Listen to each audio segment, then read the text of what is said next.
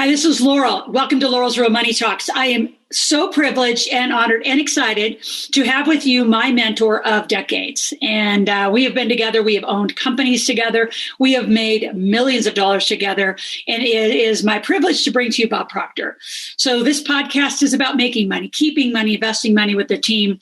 And none of it would happen if you don't know how to properly think and stop those inherited behaviors that we talk about.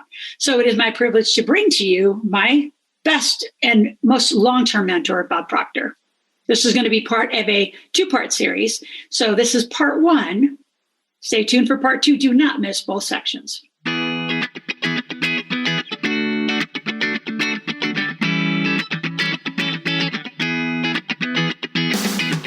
Welcome to Real Money Talks.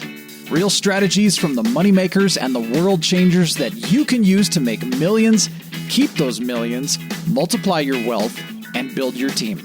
Here's your host, author of 5 New York Times bestsellers, money expert on Dr. Phil, CNN, CNBC, The Street TV, Fox News, and The View, Loral Langemeier.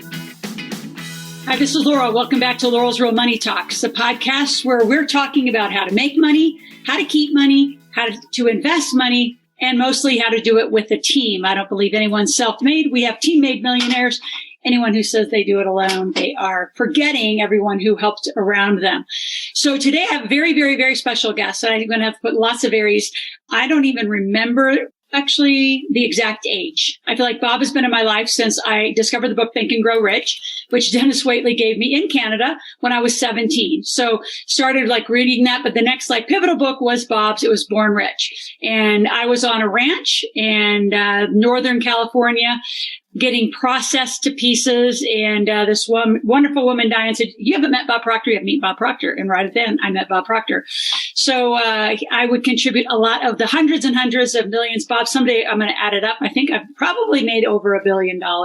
I had to have. Just haven't kept track of it all. Just keep jamming and helping people and changing lives. But I owe an enormous amount to you. So I just want to thank you. And thank you for being on our podcast today. My pleasure, Laurel. Good to be here. So, Bob, I want to do this podcast, interview style, but I want to do some of the things maybe that people might not just know.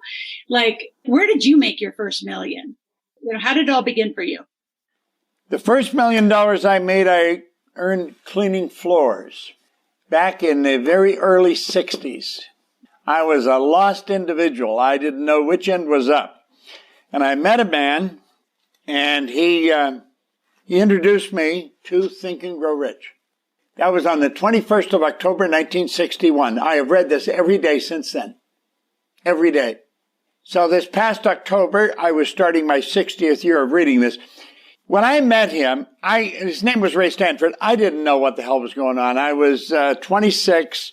I was broke. I was earning $4,000 a year. I owed $6,000. And I was a lost soul. I had 2 months high school. I had no business experience. I was a real successful loser. Let's put it that way. And he said, listen, your way's not working. Why don't you try mine? The guy always had money. I didn't know him very well, but he always had money. I always wanted money, and I never had any money. And he said, if you do exactly what I tell you, you can have anything you want. Now, I didn't believe that, but I believed he believed it. Now, this is some thinking, and through retrospect, I've come up with this. And that's when he told me, he said, he'll spend his whole life putting this book together. He said, I think it would be a prudent move on your part if you spent the rest of your life trying to understand and apply what was in it. Well, that wasn't very appealing to me. I was broke. I wanted it to happen right now, But I committed that I would do it. And I'd never met anybody like him. He had such confidence. Something like you. You're loaded with confidence. Well, he was. And I had none. So, in one sense, he was very intimidating. In another sense, I was sitting in awe of him, And so I started to do what he said. Now, the first thing, he took me in, he said, look, you got to decide exactly what you want. You got to write it on a card and carry the card in your pocket. I've carried a card in my pocket since that day. I wrote that I wanted to have $25,000 in my possession by New Year's Day of 1970. I gave myself a decade to do it. Never thought it would happen. But you know, Loral, I learned something I think everybody could benefit from. A lot of people set a goal of getting out of debt. Mm-hmm. And I really wanted to get out of debt. But I learned something. If your goal is to get out of debt, you'll probably stay in debt forever. And do that again and again. My goal wasn't to get out of debt. My goal was to earn get $25,000. Now, that was a pipe dream at the time because I didn't believe it. But I've come to the conclusion, if you write a goal down, you don't have to believe it. If you write it out and you carry it with you and you read it often enough, you're going to start to believe it. If you read a lie often enough, you'll believe it. Mm-hmm. And that's what I did. And it wasn't too long until I had the $25,000. And I never looked back. I just kept going. I love that you brought that up because I am teaching that so heavily right now, which is so many people, again, like you said, want to get out of debt versus what they want. So how do you apply that in the digital age? Because you and I, because you taught me, here's where your books are, right? Hold your book back up. Here's where a lot of the next generation's book is, right? Mm-hmm. It's right here. So talk a little bit about the writing principle, right? Just what it does to your memory, I'm going to say your DNA is the way I teach it, kind of your way, what you taught me. But, and all the workbooks that you put together that I spent amazing hours going through, from your goal achiever to your Think and Grow Rich. You name it. The Science of Getting Rich. My gosh, how many hours and, years did we study that? Mm-hmm. But there's something about the application of handwriting that I think is missing in a lot of people because they're doing it all here, not here. Do you want to talk a little bit about how you think that's kind of transitioned and what you think about it? That's a good point. It's a very good subject. And I think what you have to do, you have to go back and ask yourself, where does it start? It starts in your mind. Mm-hmm. I really believe success is 5% strategy, 95% mindset. Mm-hmm. You can have the fanciest strategies in the world. If the mind's not set, you're screwed. It's not going to happen. And when you write something, writing causes thinking. And when you're thinking of your goal, you've got a picture of your goal. And then what you're doing is you're painting the picture in words. You're writing it out. Now, when you do that, you're impregnating those images into cells in your brain. Your brain is an electronic switching station. As you activate those cells in your brain, it sets up a vibration in your body. Like for me to lift my arm up and down. Prior to my arm going up and down, I had activated a group of cells in my brain that enabled me to lift my arm up and down. Like if a person has a stroke, the blood stops going to the cells in the brain, and those cells die. Now, they have found through exercise of moving the body, they can activate new cells, educate new cells. But the cells must move for the body to move. Well, when you write the goal, you're impregnating it into a group of cells in your brain. Every time you touch the goal card, every time you think of the goal, your body moves into that vibration. Now, you can go back to these things, your phone. If I take my phone and your number's in here and I touch send, bang, doesn't matter where you are, you and I are connected, aren't we? We can send our pictures back and forth. We can send books back and forth. We can look at each other while we're talking. Doesn't matter where you are. You could be in Singapore. I could be in New York. We're together. And that's because we're on the same frequency. Now, while we're on the same frequency, all kinds of magic happens. We've got to get on the frequency that the good we desire is on. This is beyond where most people look at it, but nothing is created or destroyed. Everything's already here. Everything's already here. The way to make these cell phones was always here. It took somebody to move their brain onto that frequency, alter their perception of who they were and what they were doing. And as you get on the frequency of the good you desire, it starts to move toward you. And you start to move towards it. It's like magic. Now, I like these and I certainly use them. And I put them to good use. But I've never lost the value of sitting down with a pen and a card and writing out what I want. Very, very valuable. We don't want to get away from the pen and the pencil and the mind. Bob, I'm going to let you share the screen just because I want to give some context to the subconscious mind. I think it's interesting in this I call it the COVID coma era. How many people are I say taking advantage of COVID to live in a coma and not do anything and stay on furlough and unemployment versus, what I'm seeing is the greatest transition of wealth in my lifetime. I've never been in a more volatile market. It's worldwide. Everyone's shut down. Everyone's doing this. Who would have known that we would have, lost our airplanes and hotel bills and all of that to be here today? So the subconscious mind, I want you, this is so pivotal. And when you draw it, again, the pen, the paper, it is remarkable if you want to show a screen. And I just want to give some context to the podcast and those listening. If you have never seen Bob Proctor do this, it is his stick man, and I love it. Hit a pen and paper. Let that circle represent your mind. Let this represent your body. Now, the mind is divided into two parts. The top half is the conscious mind. The bottom half is the subconscious mind. Now, there's a power flowing into your consciousness all the time. It never stops. And that power that flows in just is. It is neither negative or positive. You make it what it is. There's a power flowing to and through us. You can actually photograph this power leaving your body. Now, when this power flows into our consciousness, we have the ability to build images. And the image could be of what you want. We'll say that's the goal. You don't get what you want. You get what you desire.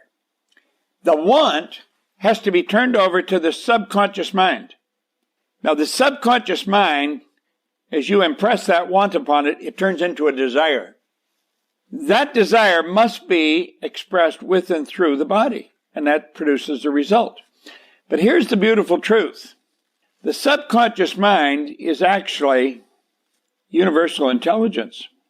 So you see, it's in you, but it's omnipresent. When you plant the idea in your subconscious mind, the entire universe is affected by that, because that is on a frequency. And just the same as if Laura could be in Singapore and I'm in Toronto, I can get her on my phone, I can see her and I can communicate with her. The good you want is already here. You've got to get in harmony with it. And you do that when you plant the idea in your subconscious mind. Now, the subconscious is also the emotional mind. So you got to get emotionally involved with the good you desire. That alters the vibration that you're in. And the vibration you're in is going to dictate how you act. So when you get emotionally involved with what good you want or you desire, you move your body into a vibration. So it starts out with a want. You can choose it. You impress it upon your subconscious mind, which is universal intelligence. It's difficult for us in our little thinking to believe that there's a part of me that's a part of everything, a part of everyone. Everything operates on frequencies. There's a law of vibration, and that vibration covers the whole world. The Secret talked about the law of attraction. Well, the law of attraction is a secondary law. There's only one law to deal with, and that's vibration. So the picture that you hold in your mind controls the vibration you're in, then that dictates what you attract into your life. And it comes from wherever it is, because you're on the same frequency as the good you desire. Now, that was a big lesson in a short period of time. I don't know if I confused you or if I got the idea across. So apply this to some situations in people's lives, right? Let's go back to the one you brought up just a little bit ago.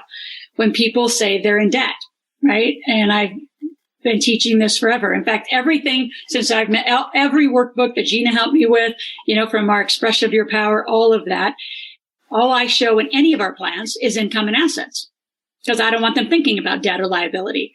But if you think of so many people, maybe give a little lesson in getting out of debt's never a goal. And the wealthiest people in the world use good debt. They actually leverage debt. And that's I go into a whole sophisticated, really investing strategy around using debt, especially now since, our grand United States is giving 1.9 trillion out. So how would people that is their goal, is to get out of debt, how would they use that? And if you want to move the little grid back or just speak to that. Well, I think what a person wants to do, I always talk about if a person's in debt. Let's say I was in debt. I was earning $4,000. I owed $6,000. You're going to set up a debt repayment account so you don't even have to think about it. You want to get away from mentally dealing with debt. Because if that's what you're dealing with, if that's what you're emotionally involved with, that's what you're going to attract. And you'll hear people say it. I paid this bill and another one popped up. Well, of course it'll pop up. You're attracting the damn things. You've got to get rid of the idea. So you take and put the screen up, Scott, and let's look. You build the goal in your consciousness. You get emotionally involved in the goal, and you act on it.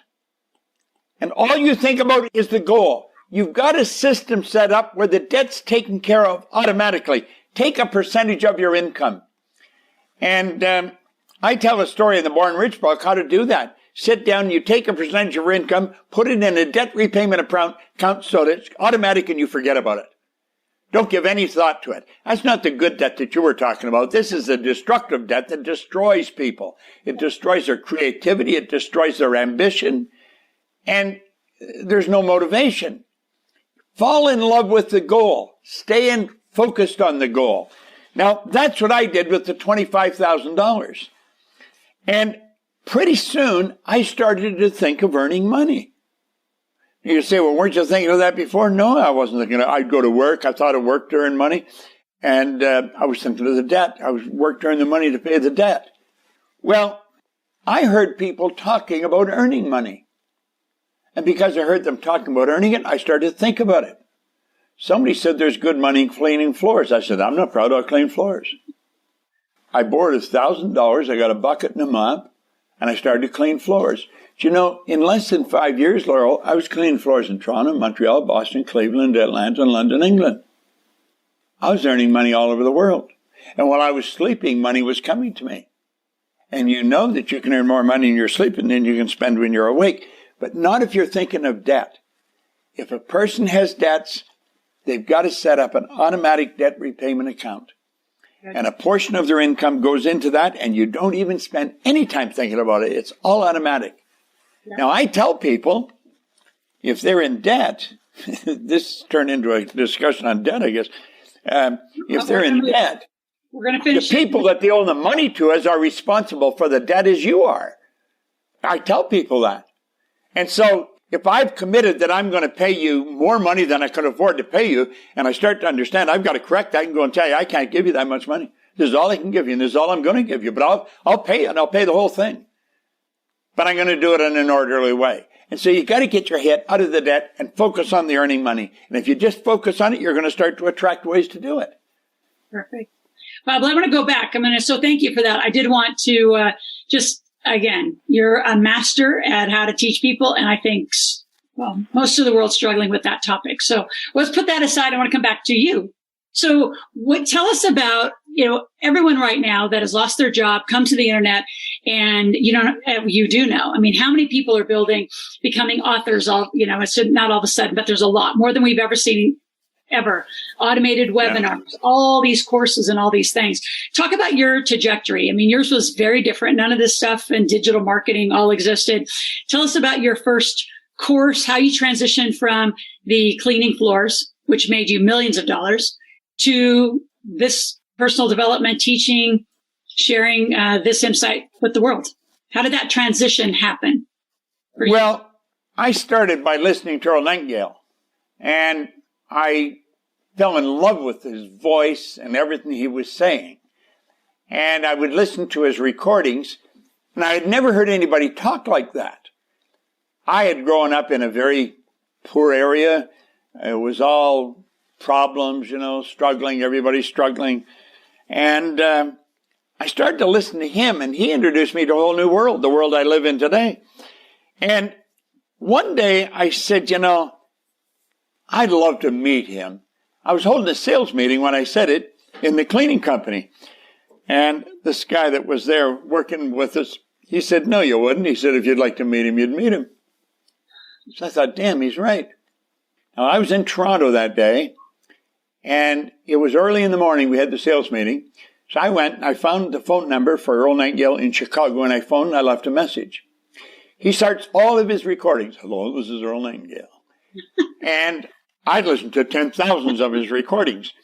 Well, I phoned Chicago, and he wasn't there. They said, Mr. Nightingale's not in, but if you leave your number, I'm sure he'll phone you. So I left my number and I went back to work. A little while later, somebody said, "Hey, Bob, you're on the phone." I pick up the phone. "Hello, this is Earl Nightingale." Well, I damn near dropped the phone. I started to hyperventilate. And I got talking to him, and I got an appointment with him. And I flew to Chicago. He was at 333 North Michigan. And I had an hour with him. When I left, at the end of the hour, I said, "Earl, what's the big deal? I mean, what's the real secret?" He says, "There isn't any secret, Bob." He says, "Simply a matter of deciding what you love to do and then dedicate your life to it." He said, "The problem with most people is they never figure out what they love to do." Well, I got excited as hell sitting there then, because I knew exactly what I'd love to do. I'd love to do what he was doing. I want to do it with him.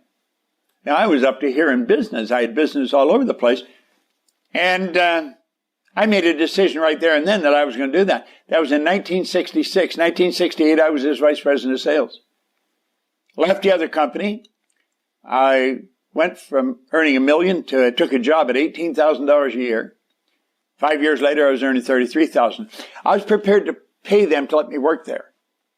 I just wanted to work with him.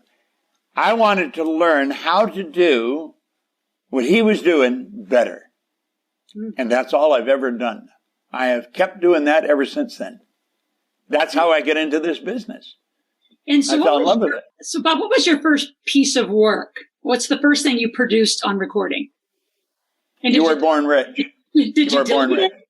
So talk a little bit like how that came about. And the reason I want this kind of interview from just you is you have been amazingly successful for decades and decades. And you and I know the process is, I'm going to say the same, but there's this confusion with all of these people in this era of COVID of how do you transition? How do you pivot? How do you do what you want? And I'd say, oh, well, God, you listen, forget the COVID, forget the problem, forget the vaccine, forget all that shit. Listen, you've got to focus on what you want. When I left Nightingale Conant in 1973, I'd been there for 5 years. Okay?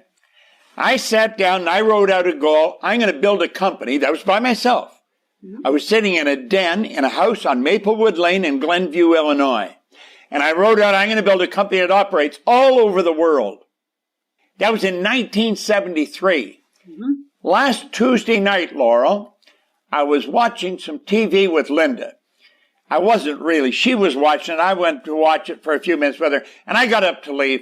And Mikey Steller, who was our chief operating officer in our company, phoned me. She said, "Bob, you'll never guess. We were doing a promotion, and we had 40-some thousand people who had registered, and they were from every country in the world. We reached every country. Now, some of them weren't even countries. They're places that aren't countries. We were in every one. Now, that was in 1973. I wrote that. It was last week I hit it. Well done. Now, congratulations. what happened in between then and now? All kinds of stuff has happened. But I've never lost my focus of what I wanted to do. You got to stay focused. Listen, I could spoil your week if I tell you some things that have happened since then. You've got to put up with that. That's all part of the deal. The tough times are the good times. That's what strengthens you. You don't learn from winning. You learn when you lose. That toughens you up. That's why I brought up the question, because so many people are using it as an excuse. And I think more listen. They focused are. You're either going to focus on the problem or you're going to focus on the goal. That's why I continue to write my goal on a card and carry it in my pocket. If you're going to focus on the problem, you're going to create more of it. You're getting emotionally involved in it. I read something the other day that was pretty good. It said, if you have a problem, just focus on solving the problem and forget all the drama that's hooked up to it. I thought, damn, now that isn't exactly the way it was written, but that's the essence of it. There's so much drama with every problem. Forget the drama. Focus on the problem. Listen, I'm going to be 87 in a couple of months. I've got as much energy as you have. I got as much energy as somebody that's 37. I don't spend any time thinking about my age, people ask me how I stay so young. I don't hang around old people. I hang around young people. I have a big goal, and I'm always working. And every time a problem comes up, I've trained myself, what's the good in this? Do you see, we know laws. We talk about law of attraction. Well, there's a law of polarity. That law decrees that everything has an opposite. I'm sitting here at a desk. The desk isn't very far from the floor. So it's not too far from the top of the desk to the floor. It's not too far from the floor to the top of the desk. If it's 50 feet from that wall to that wall, it has to be 50 feet from that wall to that wall. If a problem is a big mother, well, then you've got a great big opportunity. Yeah. What are you looking at? The problem or the opportunity? It's the opposite side of the same thing. There'd be no inside the studio if there isn't an outside to it. If you've got a big problem, you want to thank God because you've got a big opportunity. But you're only going to see it if you take your sights off the problem and look at the opportunity. Do you know that I am doing more business right now than I have ever done in my life, right in the center of this great problem that the world's talking about? Yep. And one of the things, too, I made up this coin phrase a while back. Like when I was on Dr. Phil, I was solving a problem that we didn't have. As an example, we set up all our tech to have this immersion of, hundreds of thousands of leads. We spent a lot of money setting up a problem that didn't arrive. Because guess what Dr. Phil followers typically do? They are sitting on the couch having free therapy, which means they do not really want help. They don't want to opt into any recordings. They really don't want to buy a book. They don't want to read a book. They just want once a day for once an hour to just sit on the couch. Being entertained. And be entertained. And that's actually what he told me why I left. He said, Loral, you care too much about the education that people get it than the entertainment value that we're going to bring. And that was it. And we high-fived and I left. So I love that you brought up that problem. I want to go back to you. When was the first, and just totally congratulations on getting that goal last week. Knowing like how difficult and how, I shouldn't say difficult, the amassed thinking that had to go into getting to every country and every person. So congratulations. Like what a huge achievement. Huge achievement. So Born Rich, talk about that. How did that come? Was that from listening to Earl? And like, how did that kind of come in and through you? Like, this was my first body of work. You were Born Rich. Well, I had been studying. I never stopped studying. I study early every morning. I mean, I study all the time. And in 1984, I wrote Born Rich. Now, I don't type, plunk, plunk, plunk, maybe on an email. But if I'm writing a book, I literally write the book. And it's a funny thing about paper, Loral. When you write on paper, paper swells after a while. I don't know if you've noticed that, but it actually swells. Well, I had the book written. It was about that thick in a file folder. And I had just finished it. And I left it in the back of a cab. I couldn't tell you the color of the cab, the name of the cab, nothing. Linda, my wife, said, well, how come you're not upset? And I said, it's so bad, it's got to be good. And I thought the book probably wasn't any good. So I started all over and I wrote it over again. Well, that book's all over the world in I don't know how many different languages. And that was in 1984. 1988, I decided to teach what was in the book.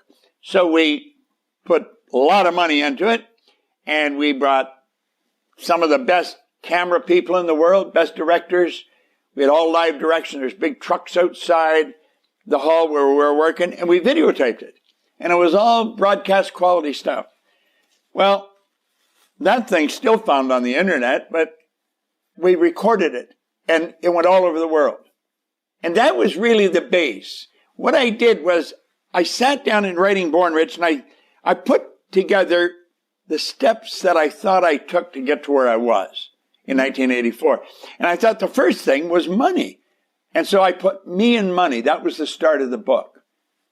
Mm-hmm. And I had to develop a different relationship with it. I think maybe I heard you talking, saying that money goes where it's invited and it stays where it's welcome.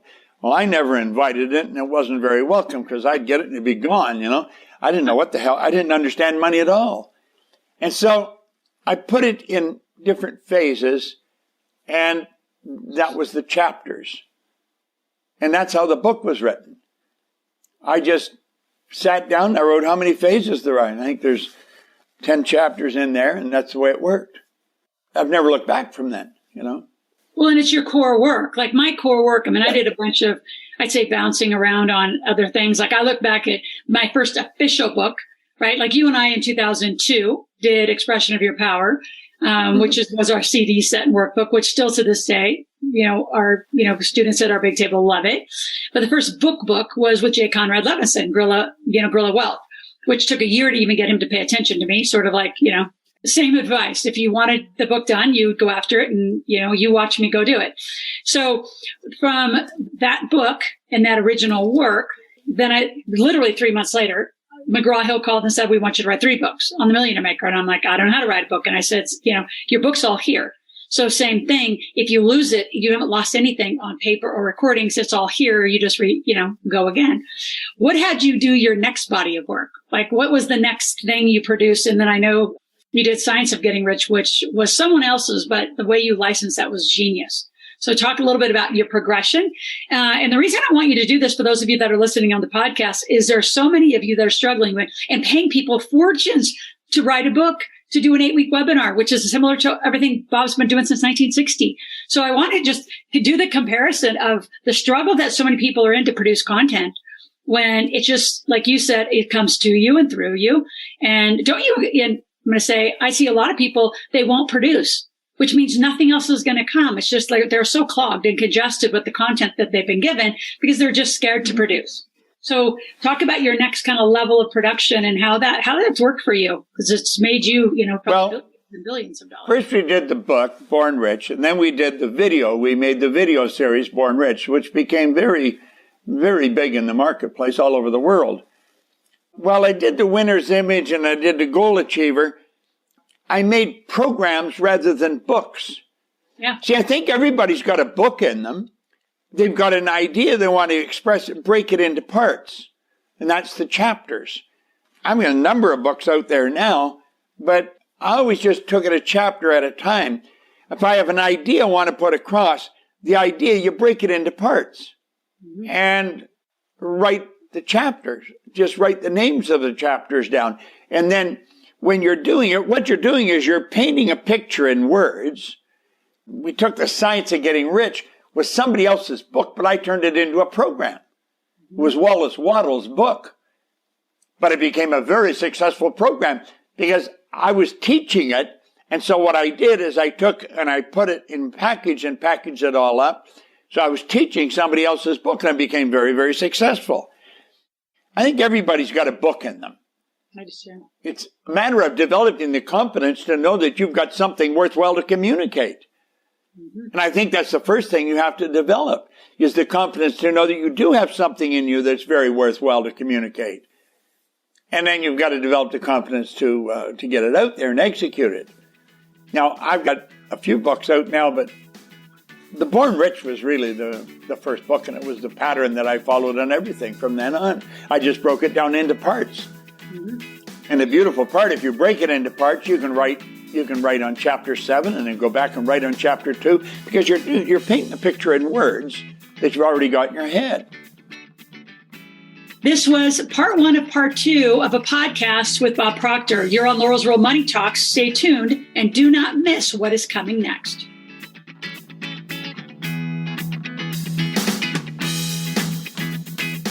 Thanks for listening to the Real Money Talks podcast.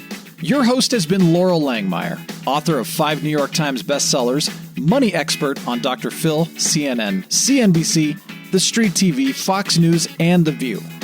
Want to learn more about off-Wall Street investing, tax strategies, and multi-million-dollar business strategies? Visit liveoutloud.com/podcast for past episodes, show notes, and resources. For some special wealth-building gifts only for Loral's podcast listeners, visit liveoutloud.com/podcast gifts. Do you have a burning question for Loral?